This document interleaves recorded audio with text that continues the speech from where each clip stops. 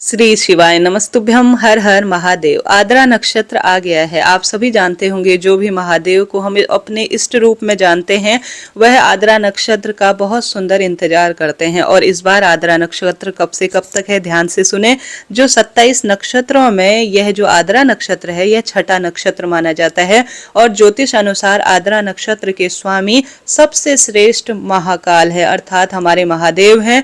और आद्रा नक्षत्र में जो भी शिव पूजन करता है, शिव दर्शन करता है और सुंदर रूप में महादेव की अनुभूति करने के लिए यज्ञ हवन करता है, महादेव की स्तुति करता है। महादेव कहते हैं, जो भी आद्रा नक्षत्र में मेरी सेवा पूजा और मेरे मंदिर के सुंदर शिवलिंग के दर्शन करेगा वह मेरे पुत्र कार्तिकेय से भी अधिक मुझे प्रिय होगा, ऐसा शास्त्रों में वर्णित है। 2026 का यह सुंदर आद्रा नक्षत्र हमें प्राप्त हो रहा है। 2 जनवरी शुक्रवार की रात को 8:08 से यह शुरू होगा और अगले दिन यानी 3 जनवरी 2026 को यह शाम को 5:27 के आसपास रहने वाला है। आप सब जानते होंगे 2 तारीख की रात्रि को आज पूर्णिमा भी शुरू हो जा रही है और 3 तारीख तो पूरे दिन पूर्णिमा तिथि व्याप्त है करीब 3 बजे तक। और आद्रा नक्षत्र भी 3 तारीख को पूरे सुंदर रूप में शनिवार के दिन हमें मिल रहा है। तो आज रात्रि को आपको समय मिले 2 तारीख की या 3 तारीख को पूरे दिन भर में, तो आपको कुछ श्रेष्ठ उपाय कार्य जरूर करने हैं। शनिवार के दिन आद्रा नक्षत्र पढ़ना किसी सौभाग्य से पूर्णिमा के दिन कम नहीं है। हार रहे हैं, दुख पाते हैं, नवग्रहों की दशा परेशान करती है, शनि राहु या पितृदोष तंग कर रहा है, या महादेव की सामान्य आप निष्काम भाव या सकाम भाव से स्तुति करते हैं, तो आद्रा नक्षत्र को छोड़िएगा नहीं जी। बहुत सुंदर रूप में आद्रा नक्षत्र का लाभ उठाएं और भाग्य की रेखाएं प्रबल करें। कैसे किस स्वरूप में, ध्यान से सुने और अंत तक बने रहें। कमेंट्स बॉक्स में महादेव की जय जरूर लिखें। वीडियो जरा सा भी उचित उपयोगी रहते हैं तो लाइक करें, शेयर करें और सब्सक्राइब करना ना भूलें। देखिए, शनिवार का दिन है, पूर्णिमा तिथि है, बहुत सुंदर रूप में व्रत करते हैं तो उत्तम है, नहीं भी कर पाते हैं तो जल्दी उठने का प्रयत्न करें। गंगा जल मिश्रित जल से आप स्नान करें। लाल, नीले या आप सभी पीले रंग के कपड़े पहने। नीले कहने का अर्थ है शनिवार का दिन है, परंतु आजकल बहुत पूजा पाठ में नीला रंग प्रयोग नहीं किया जाता है, ऐसे में लाल, पीला या हरा रंग ही पहने। अब शनिवार का दिन है, नहाने के पानी में कोशिश करें काला तिल आप जरूर डालें, बहुत सुंदर इसका परिणाम मिलता है। कहीं नहीं जाना, अपने घर के मंदिर में सबसे पहला सरल काम। पूरा वीडियो सुनेंगे ना तो बहुत श्रेष्ठ उत्तम जानकारी आपको मिलेगी। जैसा कि आप सभी नियमित रूप से गुरुजी की कथा सुनते हैं या मैं अपने गुरुजी अनुसार या ज्योतिष जानकारी अनुसार आपको बतलाती हूँ कि इस दिन बहुत अधिक महत्वता है काले तिल की, और इस दिन पीपल पूजा की महत्वता है। और शनिदेव की पूजा का जो समय रहता है वह सूर्य उदय से पहले पहले और सूर्यास्त से पहले पहले अंधेरे में करना ज्यादा शुभ और श्रेष्ठ होता है। यह हालांकि सामान्य सरल तरीके से आप कभी भी कर सकते हैं, कोई दिक्कत नहीं, परंतु समय सबका निर्धारित किया गया है वेद शास्त्रों में। ऐसे में अपने घर के मंदिर में या महादेव के मंदिर में जाकर, देखिए महादेव वहां प्राण प्रतिष्ठित है, एक सरल कार्य जरूर कीजिएगा। महामंत्रों का जाप करते हुए सुंदर भाव सच्चे महीने तरीके से सबसे पहले सूर्य स्तुति अर्थात सूर्य भगवान को जल जरूर चढ़ाइएगा, इससे ओजस्व और तेजस्व में वृद्धि होती है। तुलसी पूजन करने के साथ अपने घर के मंदिर में पूरा दिन भर में कभी भी आप सरल तरीके से एक जल का लोटा लीजिए। सरल तरीके से आपको बतलाना चाहूंगी, आप शमी के पत्ते ले सकते हैं जो कि शनि राहु संबंधी परेशानी को दूर करने के लिए होते हैं। आप शमी के पत्ते 11-21 जितनी आपसे व्यवस्था हो उतना आप ले सकते हैं पहला वाला उपाय करने के लिए। और जल के लोटे को आपको शनिवार के दिन थोड़ा काला तिल डालना है, काली मिर्च 1 डालें और एक लौंग डालें, पर्याप्त रहेगा। इसके साथ साथ आप सरल तरीके से इन्हें ले जाकर शिव मंदिर चले जाएं। और शिवलिंग पर आप ज्यादा कुछ बड़ा नहीं कर सकते हैं, सरल तरीके से आप काला तिल और काली मिर्च और लौंग मिला हुआ जल सरल तरीके से शिवलिंग पर चढ़ा दीजिए। और साथ के साथ शमी पत्र चढ़ाने का बहुत महत्व है। कोशिश करें इस आद्रा नक्षत्र में 11, 21, 51 या एक शमी का पत्ता भी मिल जाए ना तो अपनी कामना कहते हुए शिवलिंग पर जरूर चढ़ा दीजिए। यह पहला कार्य आपको करना है। दूसरा, एक गुरुजी उपाय बताते हैं जो कि सरसों के तेल का है, आपने सुना भी होगा। काशी विश्वनाथ भगवान का ध्यान कर कर इस आद्रा नक्षत्र में अगर शिवलिंग पर अगर आप सरसों का तेल चढ़ा देते हैं ना अपने घर के मंदिर या महादेव के मंदिर में, काशी विश्वनाथ भगवान का नाम लेकर, तो महादेव के चारों तरफ, शिवलिंग के चारों तरफ नवग्रह विराजित होते हैं और सरसों के तेल को शिवलिंग पर चढ़ाने से शारीरिक, मानसिक, आर्थिक कष्ट बंधनों से मुक्ति मिल जाती है। परंतु ध्यान रहे, शनिवार के दिन सरसों का तेल आपको खरीदना नहीं है, पहले से घर पर रखा हुआ सरसों का तेल ही शिवलिंग पर चढ़ाया जाएगा, इस बात का आप ध्यान रखें। तो शिवलिंग पर सरसों का तेल चढ़ाएं और जब आप तेल चढ़ाएंगे तो अपनी अनामिका उंगली अर्थात रिंग फिंगर से शिवलिंग पर ओम बनाएं और साथ के साथ अपनी रिंग फिंगर को 1 सेकेंड या 1 मिनट के लिए शिवलिंग पर थोड़ी देर स्पर्श कर कर अपनी सब मनोकामना, पीड़ा, कष्ट, आपके शरीर के जो परेशानी है वह उस शिवलिंग में ही समाहित होगा, क्योंकि विषधर है महादेव, विष पीते हैं।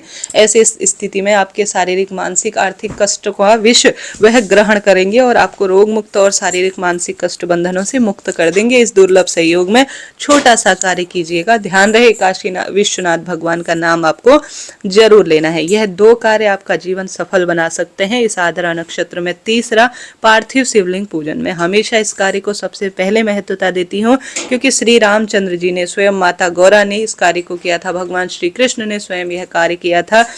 असुर, किन्नर, नर, नारी सभी जो है श्रेष्ठ रूप में आद्रा नक्षत्र में पार्थिव शिवलिंग, छोटा सा मिट्टी का शिवलिंग किसी भी पेड़ की जड़ में, चाहे तो पीपल पेड़ की जड़ में, चाहे तो शमी पेड़ की जड़ में, चाहे तो बेलपत्र पेड़ की जड़ में जरूर से पार्थिव शिवलिंग पूजन करें। इसके साथ साथ दीपदान, महादेव के मंदिर में सुबह शाम दीपदान करें। घर के दरवाजे पर तुलसी और साथ के साथ पीपल पेड़ की जड़ में, शमी पेड़ की जड़ में पार्थिव शिवलिंग या सामान्य रूप से दीपदान करने का बड़ा महत्व है। शिव मंदिर में बैठकर या घर के मंदिर में दुख, दारिद्र, दहन, स्रोत का पाठ करते हैं तो कैसी भी दुख हो, कैसा भी दारिद्र हो, आपको तंग कर रहा हो, उन सभी का दहन हो जाता है। इतनी महत्वता है। शिव चालीसा, शिव स्तुति किसी भी स्वरूप में करते हैं तो लाभ तो होता ही है। तो सरल तरीके से आप सभी को दुख, दारिद्र, दहन, स्रोत का पाठ करना है या शिव चालीसा पढ़ सकते हैं, या आप किसी भी तरह से शिव से संबंधित, मेरे भोले बाबा से संबंधित किसी भी पाठ, स्रोत, किसी भी महामंत्र का जाप करते हैं तो लाभ तो होता ही है। इसके साथ साथ इस दिन महत्वता है काली वस्तु के दान की। देखिए, पूर्णिमा तिथि भी व्याप्त है, शनिवार का भी दिन है, चाहे तो काली रंग की चीजों का दान करें, चाहे तो सफेद रंग की चीजों का, लाभ तो होता ही है। देखिए, आप सभी को क्या करना है, काला रंग जैसे उड़द की दाल, काले जूते, छाता, चप्पल, सर्दी है जुराब, काला कंबल, सरसों का तेल, बैगन, उड़द की दाल, इनका अपना महत्व है। किसी शनि मंदिर में जाकर, किसी शिव मंदिर में जाकर या किसी निर्धन, क्योंकि दरिद्र नारायण के रूप में कहा गया है, गरीब जनों को भी आप दान करते हैं जो इसे वाकई में पाने योग्य हैं, या किसी भी व्यक्ति को दान करते हैं जिसे इसकी आवश्यकता है, या किसी पंडित, ब्राह्मण या किसी मंदिर में, तो निश्चित रूप से आपकी शारीरिक, मानसिक, आर्थिक कष्ट बंधनों से मुक्ति मिलती है। तो कोई ना कोई उपाय, कोई ना कोई कार्य, कोई ना कोई दान करें। नववर्ष का पहला आद्रा नक्षत्र है, किसी शिव मंदिर के दर्शन करें, प्रणाम करें, दीप दान करें, अन्न दान करें, अपनी इच्छा अनुसार गर्म वस्तु, काली चीजों का दान करें। कैसी भी परेशानी चल रही हो उनका निदान होता ही है।